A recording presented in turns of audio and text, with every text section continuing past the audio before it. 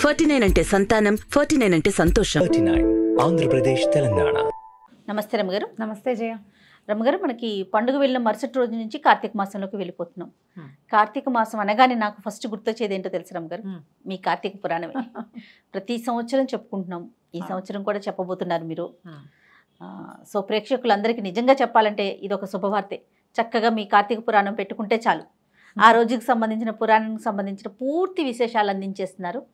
So దీనికి మాత్రం special thanks, ధన్యవాదాలు అని చెప్పాలి, థ్యాంక్స్ కాదు. సుమన్ టీవీ వారి సౌజన్యంతో ఏటా ప్రతి కార్తీక మాసంలో ఎవరి ఇంట్లో ఎవరు ఆన్ చేస్తే వాళ్ళ ఇంట్లో 30 రోజులు చెప్పగలుగుతున్నాం. ఈ అవకాశం ఇప్పుడు నేను చెప్పడం వాళ్ళు వింటాం కాదు, చెప్పే అవకాశం రావడం కూడా ఎంత అదృష్టం, భగవంతుని దయ్యే కదా రమ్మగారు, అంతా కూడా అదే అనుకోవాలి. ఎవరైనా మన మాట వింటున్నారంటే ఆ మాట వినిపించే అవకాశం లభించడం ఉంది చూసావా, రాయించుకుని రావాలి. నేను అలా రైతుకు వచ్చాను, మీ వాక్కు రమ్మగారు, అది అలా దొరికింది అంతే అవకాశం. అదిగోండి ఇదే రైట్. అయితే కార్తీక మాసం అనగానే కొన్ని అనుమానాలు, సందేహాలు ఉంటాయండి. ఈ నెల మొత్తం పాటించాల్సిన నియమాలు కానీ, ఎలాంటి జాగ్రత్తలు తీసుకోవాలి, కొన్ని అడ్డంకులు వస్తాయి, అలాంటప్పుడు ఏం చేయాలి, ఇలాంటి సందేహాలు ఉన్నాయి రమ్మగారు. అయితే సందేహాల కంటే ముందు బ్రీఫ్గా అసలు కార్తీక మాసం మనం ఏం చేయాలి ముందు అది మాట్లాడుకున్నాక తర్వాత సందేహాల గురించి మాట్లాడుకుందాం. అలాగే మొదట స్నానం కార్తీకంలో, తర్వాతది దీపం, తర్వాతది దానం, ఉపవాసం, ఇవి ఇంపార్టెంట్. అలాగేనండి. కార్తీక స్నానం అంటే పొద్దున్నే లేచి ఎర్లీ మార్నింగ్, నీ ప్రశ్న అదే కదా ఎప్పుడు అని. ఎర్లీ మార్నింగ్ ముందు వాక్యాలు చెప్పేస్తా పూర్తిగా. తెల్లవారుజామున సూర్యోదయానికంటే ముందు, ప్రాతకాలం కంటే ముందే స్నానం చేయటం. ఈ స్నానము ఒట్టిగా ఇంట్లోనే కాకుండా వాపి కూప తటాకాదుల్లో స్నానం చేస్తే, అంటే నుయ్యి కానీ, బావి కానీ, దిగుడు బావి కానీ, ఎక్కడైనా చెరువు కానీ, స్విమ్మింగ్ పూల్ కాదు పాండ్ కానీ, నది కానీ, సముద్ర స్నానం నెలలో ఒకరోజు చేస్తాం. వీటిలలో ఎక్కడైనా స్నానం చేయటం. స్నానం చేసిన తర్వాత దేవాలయ దర్శనం ఒకటి ఇంపార్టెంట్గా చెప్తారు. కార్తీకానికి దీపం చాలా ముఖ్యం. ఇది ఆశ్వేజ మాసం తర్వాత వచ్చేటువంటి కార్తీకం అంటే శరదృతువు. ఇప్పుడు మనకి శ్వాసకోశాలకు సంబంధించినటువంటి సమస్యలు వస్తాయి, తప్పకుండా దీపం పెట్టుకోవాలి. ఆ దీపారాధన తాలూకు ఆ ధూమాన్ని పీల్చడం వల్ల ఆరోగ్యం బాగుపడుతుంది. కార్తీక దీపంలో పరమేశ్వరుడు ఉంటాడు, ఇది మెయిన్. తర్వాత దానం చేసుకోవటం. దానాలు రకరకాలు, చాలా రకాల దానాలు చేయొచ్చు. తిలాదానం చేయటం, బట్టలు వస్త్రదానం చేయటం, దీపదానం చాలా అఖండమైన ఫలితాన్ని ఇస్తుంది. రకరకాల దాన ప్రక్రియలు. తర్వాత దేవాలయ దర్శనాలు, ఇంట్లో దీపం పెట్టుకోవటం, దేవాలయంలో దీపం పెట్టుకోవటం. చివరిగా ఉపవాసం. కార్తీక నక్తాలని చేస్తారు. పగలల్లా ఉపవాసం అంటే రాత్రి చుక్కలు చూశాక భోజనం చేయటం నక్తం అంటారు. నక్తము అంటే రాత్రి, కార్తీక నక్తాలు అదే దాని పేరు. లేదా పొద్దున భోజనం చేసేసి రాత్రిపూట ఉపవాసం చేయటం. ఒకటి కార్తీకంలో నక్తాలు చేస్తారు, లేకపోతే పర్వదినాల్లో ఉపవాసం ఉండొచ్చు. అవి ఎట్లా 4 సోమవారాలు, తర్వాత 2 ఏకాదశులు, పౌర్ణమి, అమావాస్య, ఈ తిథుల్లో ఉపవాసం చేయటం. పగలు ఉపవాసం ఉండటం, సాయంకాలము దీపారాధన చేసుకోవటం, భోజనం చేసేయటం. ఈ విధానాల్లో దేన్నైనా తీసుకోవచ్చు. అయితే కార్తీకం అనగానే మనం శివారాధన స్పష్టంగా వింటాం. కానీ ఈ నెలలో ఉన్న ప్రత్యేకం ఏంటంటే, మనం ఒక ప్రధానమైన సంగతి చెప్పుకోవాలి. మా భగవంతుడు కృష్ణుడు చెప్పాడు, మాసానాం మార్గశీర్షోహం అని. నేను మాసాల్లో మార్గశీర్షాన్ని అని చెప్పినప్పటికీ కూడా మార్గశీర్షానికి లేని ఒక అత్యద్భుతమైన ప్రత్యేకత ఈ కార్తీక మాసానికి ఉంది. ఎందుకంటే ప్రథమగా ఆరాధన తీపుచ్చుకునేవాడు శివుడైనప్పటికీ కార్తీక దామోదర ప్రీత్యర్థమని సంకల్పం చెప్పే శివారాధన చేస్తాం. ఇప్పుడు దామోదరుడు కార్తీకానికి అధిదైవం. అవును. ఈ దామోదరుడు విష్ణు స్వరూపుడు. విష్ణువు నడుముకి తాడు కట్టబడినటువంటి కృష్ణ స్వరూపమే దామోదర స్వరూపం. ఆయనను తలుచుకుని నువ్వు ఏదైనా చెయ్యి. ఆయన తలుచుకుని స్నానం చేయి, ఆయన తలుచుకుని దీపం పెట్టు, ఆయనే తలుచుకుని దానం చేయి, ఆయనే తలుచుకుని శివారాధన చెయ్యి. ఎంత అద్భుతం కదా. ఏదైనా నేను ఒక్కటే అని మేమిద్దరం ఒకటే కదండి. మేమిద్దరం ఒకటే. శివకేశవుల అభేదాన్ని స్పష్టంగా తెలియచేసేదే ఈ కార్తీక మాసం. అద్భుతం. ఇది అత్యద్భుతమైన వ్యవహారం. ఇదైతే ఈ శివారాధన, శివలింగానికి శివారాధన చేస్తూనే విష్ణు స్వరూపమైన సాలగ్రామ ఆరాధన చేయటము, సాలగ్రామాన్ని దానం చేయటము కార్తీకంలో విశేషమైనవి.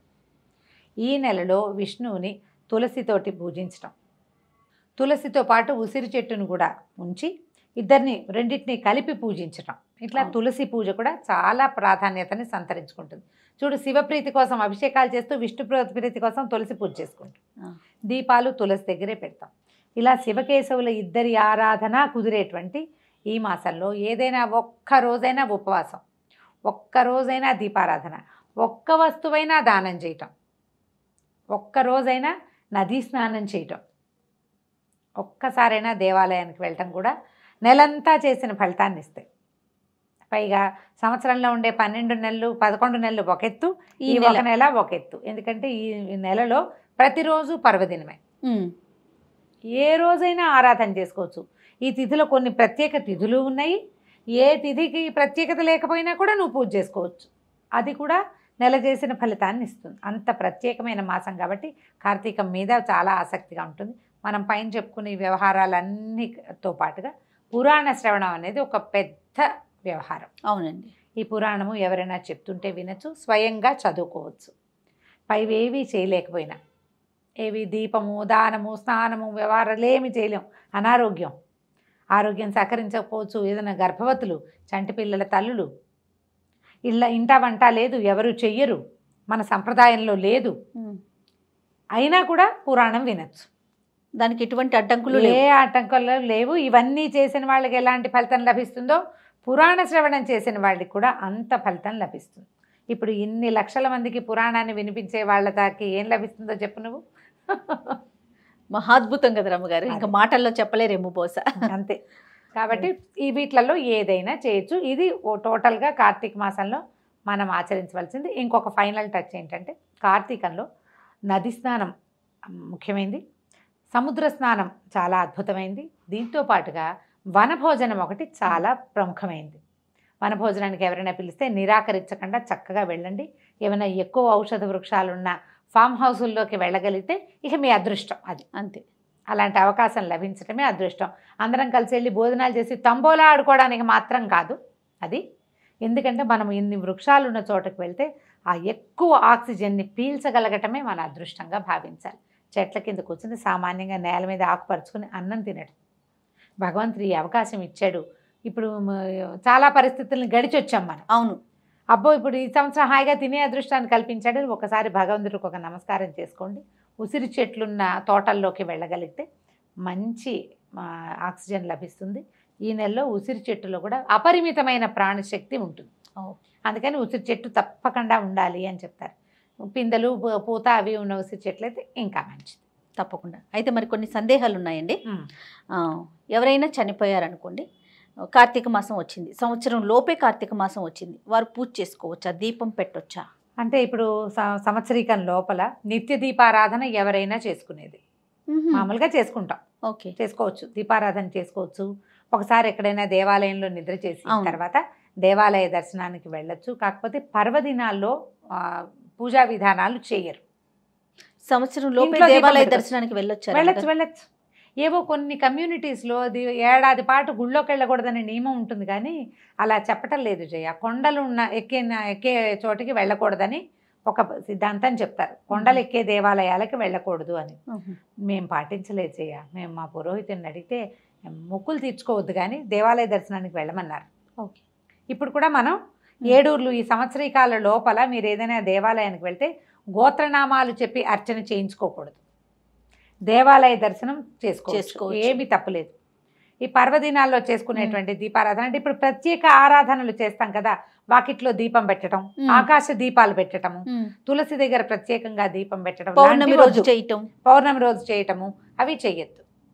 నిత్య దీపారాధన పెట్టుకోవచ్చు, తప్పులేదు. ఓకే. ఇప్పుడు పీరియడ్స్ టైంలో ఇప్పుడు నెలంతా పెడతాము సాధారణంగా. కార్తీక మాసంలో ఒక 5-6 రోజులు పెట్టలేకపోతాం కదా, అప్పుడు ఏంటండి ఏమన్నా ఇబ్బంది అనిపిస్తుందా? ఇబ్బంది అనిపిస్తే మానేస్తాము. ఒకవేళ మీకు అవకాశం ఉండి మీరు పక్కన కూర్చొని ఇంట్లో ఎవరైనా పెట్టేటైతే పెట్టుకోవచ్చు. మీకు అవకాశం లేదు, మీరు ఇంట్లోనే ఉంటారు, ఆ 5 రోజులు మానేయండి. 5వ రోజున 4వ రోజున స్నానం చేస్తారు. 5వ రోజున కూడా మళ్ళీ తలస్నానం చేసి అప్పుడు దీపం పెట్టుకోవచ్చు. ఏమైనా చాలా శారీరక ఇబ్బందులు గనక ఉంటే, మీకు చికాకు అనిపిస్తే మీ మనసుకేసుమి అది, ఒకవేళ చికాకుగా ఉంటే ఆ 2 రోజులు ఇంకో 2 రోజులు మానేసుకోండి. తర్వాత దీపాలు కంటిన్యూ చేయొచ్చు. ఈ పోయిన 7 రోజుల పుణ్యాన్ని నేను ఎలా సంపాదించాలని దిగులు పడద్దమ్మా. ఎవరికి ఏది ప్రాప్తమో ముందే చెప్పుకున్నాం కాదు, ఇక్కడ రాసుకొస్తాం మనమని అవును కదా. కాబట్టి వస్తుంది, వచ్చే సంవత్సరం ఫినిష్ చేసుకుంటాం. అయినా కార్తీకంలో ఒకరోజు దీపం పెట్టినా చాలు, ఒకరోజు స్నానం చేసినా చాలు అని చెప్తున్నాం, పదే చెప్తున్నాం. ఇది కార్తీక్ పురాణంలో చెప్పింది, మన మాట కాదు, పురాణంలో చెప్పబడిన మాట. పురాణాల్లో మన ఋషులు ఆల్రెడీ మనకి చెప్పారు, అదే కదా ప్రమాణం మనకి. కాబట్టి పోయిన ఈ రోజులు అని దిగులు పడి బాధపడద్దు. కుదిరితే చేసుకోండి, కుదరకపోతే మానేయండి. సత్యనారాయణ వ్రతాలు చేసుకుంటారు, కేదారేశ్వర వ్రతం చేసుకుంటారు కార్తీకంలో, ఏకాదశుల్లో చేసుకోవచ్చు, మీ ఓపిక. ఈ రోజు తప్పించి ఇంకో రోజు చేసుకోండి అంతే. ఓకే. నూనెని ఎలాంటి నూనె వాడాలి రమ్మగారు? ఇప్పుడు నెల రోజులు మనం దీపం పెట్టుకుంటాం, తులసి దగ్గర పెడతాము, కొంతమంది గుమ్మాల దగ్గర కూడా పెట్టుకుంటారు కదా, ఎలాంటి నూనె మంచిది, ఎలాంటి తైలం? దేవుడి దగ్గర అయితే ఆవు నెయ్యి, లేదా ఆవు నెయ్యి రోజు పెట్టలేము అనుకుంటే పర్వదినాల్లో ఆవు నెయ్యి. వాకిళ్ళల్లో నువ్వుల నూనె.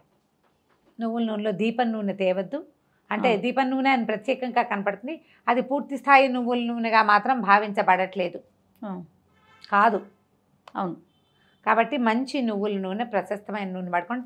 ఇళ్ళల్లా పెట్టకండి దీపాలు, ఒక్క దీపమే పెట్టుకోండి తులసి దగ్గర, చాలా లీటర్ నూనె నెలకు వచ్చేస్తుంది మనకి. అవును. చాలా పెడితే బోళ్ళంత నూనె కావాలి, బోళ్ళు ఖరీదు అని బాధగా ఉంటుంది. ఇబ్బందులు ఎవరికైనా ఉంటాయి కదా, ఆర్థికమైన ఇబ్బందులు తప్పవు, ఆలోచిస్తాం. అవును. ఎలాగోలాగా ఏదో ఒకటి పెట్టద్దు. పోనీ ఇన్ని రోజులు పెట్టలేరు, కేవలం పర్వదినాల్లో మాత్రమే పెట్టండి, మంచి నూనెతోటి పెట్టండి. ఆ దీపము దైవానికి చేరుతుంది ఒకటి, దానివల్ల మనకి కొంత ఆరోగ్యానికి, పర్యావరణానికి మేలు జరుగుతుంది. ఈ రెండింటిని గట్టిగా ఆలోచించండి, ఇదే ఇంపార్టెంట్. నెలంతా ఏదో ఒక నూనెతో దీపం పెట్టడం కాదు, పెట్టిన దీపం సజావైనది కావాలి మనకి. ఎందుకంటే ప్రధానంగా ఇప్పుడు తైలే లక్ష్మి జలే గంగా అని చెప్తారు. ఆ జలంలో గంగ ఉంటుంది కాబట్టి స్నానం చేయాలి, తైలంలో లక్ష్మి ఉంటుంది కాబట్టి వెలిగించాలి. తైలము అంటే ఏమిటి? తిలల నుంచి తీసింది, నువ్వుల నూనె. తర్వాత రమ్మగారు, ఇప్పుడు నది స్నానం, సముద్ర స్నానం కూడా చేయాలనుకుంటున్నాం కదా, మరి ఇప్పుడు అవకాశాలు ఉండవు, అప్పుడు ఏంటండి? నది పరివాహక ప్రాంతాల్లో పల్లెటూళ్ళల్లో ఉండేవాళ్ళు అదృష్టవంతులు. అంతే. పూర్వమట మనకి ఎక్కడ మాఘ పురాణాల్లోనో కార్తీక పురాణాల్లో కూడా చెప్తారు, అట్లా వీళ్ళ ఊరంతా వెళ్ళిపోయి నది ఉన్న ప్రాంతానికి వెళ్ళి అక్కడ నివసిస్తారు. ఈ మాసం అంతా తీర్థానికి వెళ్తారు, ప్రతిరోజు పిల్లల్ని అక్కడికి తీసుకెళ్తారు, దూరం వెళ్ళి పూజ చేసుకుని తిరిగి వస్తారు. అది వేరే పనులు చేయరు, ఈ పని చేసేవాళ్ళట ఇది వరకు. Okay okay. మా వాళ్ళు ఎవరో 2-3 కూడా అట్లాగే చెప్తారు, నదులున్న ఊళ్ళల్లోకి వెళ్ళిపోయి ఉండిపోతాము చేసుకునే వాళ్ళము అని. రోజు నదీ స్నానం కోసం మా అమ్మగారు అట్లా వెళ్ళేవారు, రాజమండ్రి వెళ్ళిపోతుండేవారు స్నానం చేయటం, రోజు గోదావరిలో స్నానం చేయటం కోసం. అవకాశం ఉంటే సరే. ఇప్పుడు బావులు లేవు, నూతులు లేవు, ఉన్నవేమో హ్యాండ్ పంపులు కూడా లేవు. అస్సలు హ్యాండ్ పంప్ ఉన్న అదృష్టవంతులే చేయవాళ్ళు. ఎందుకంటే భూగర్భ జలాలతో స్నానమే ఇప్పటి నియమం. చలి రోజులు కదా, అవును, వేడి నీళ్లు పోసుకుంటే గానీ ప్రాణం ఇదిగా ఉండదు. ఇప్పుడు మనకి ఏమవుతుంది, ఇది ఒక సైంటిఫిక్ రీజన్ ఉందమ్మా, దీని వెనకాల బాగా మనం అర్థం చేసుకోవాల్సింది. ఆశ్వీజ కార్తీకాలు శరదృతువు, దాని ముందున్న వర్షాకాలంలో కూడా అప్పుడప్పుడు సర్రమంటూ ఎండొస్తుంది. అవును. ఇక్కడికి వచ్చేసరికల్లా సూర్యుడు చల్లబడ్డం మొదలు పెడతాడు. ఆశ్వీజంలో కొంచెం పర్వాలేదుగా ఉంటాడు. కార్తీకం వచ్చేసరికల్లా సూర్యుడు తగ్గిపోతాడు, పగళ్ళు చిన్నవి, రాత్రుళ్ళు పెద్దవి. మనకి ఎక్కడి నుంచి వేడి వస్తుంది?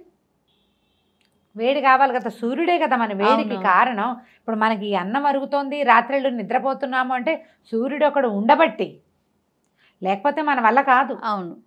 మనకు ఆరోగ్య సమస్యలు లేవు భారతీయులకి, చాలా తక్కువ.